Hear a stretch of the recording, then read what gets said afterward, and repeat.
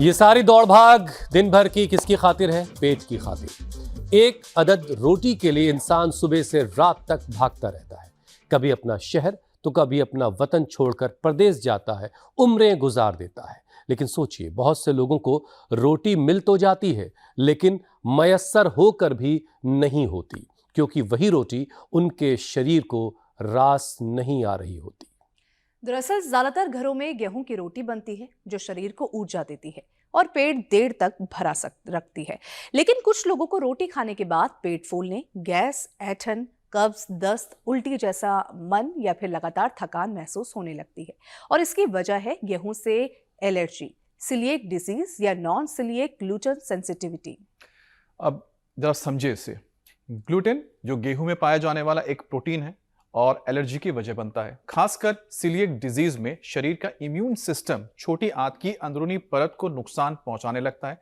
मतलब पाचन तंत्र खाना तो रिसीव करता है लेकिन आयरन, कैल्शियम, विटामिन और दूसरे जरूरी पोषक तत्व ठीक से सोख नहीं पाता।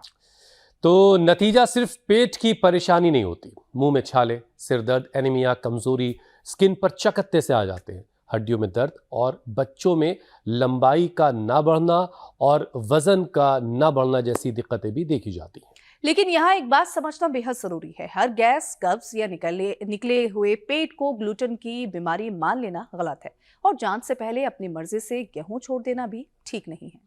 इसकी वजह है क्योंकि जिन्हें सीलिएक डिजीज, गेहूं की एलर्जी या ग्लूटेन सेंसिटिविटी नहीं है, उन्हें रोटी से दूरी बनाने की कोई जरूरत नहीं। जरूरत है अपनी थाली में अलग अलग अनाज को शामिल करने की।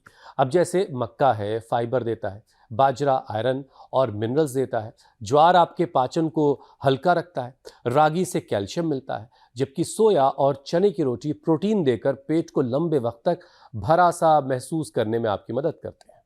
और साथ ही खाने को अच्छी तरह चबाना, रोज थोड़ी फिजिकल एक्टिविटी या फिर योग से आंतों की चाल बेहतर रहती है और कब्ज, गैस जैसी परेशानी का रिस्क भी कम रहता है।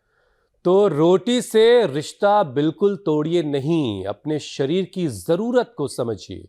सही जांच, सही अनाज और सही मात्रा ये चुनना बहुत जरूरी है, क्योंकि रोटी सिर्फ पेट भरने का जरिया भर तो है नहीं।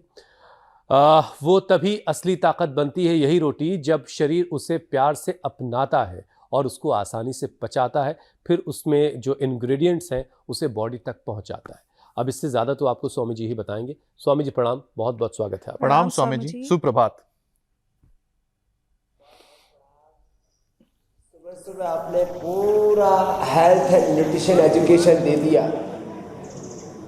अमित जी, ईशा जी, हुसैन भाई, धन्यवाद। और ये बहुत ज़रूरी है क्योंकि रोटी का हमारे स्वास्थ्य के साथ क्या रिश्ता है।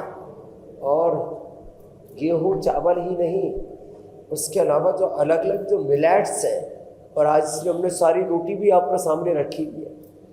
हाँ, और सारे ये मिलेट्स भी सामने रखे हुए हैं। ये कोई मात्र सामान नहीं है, ये हमारे संपूर्ण स्वास्थ्य का एक इंतजाम है।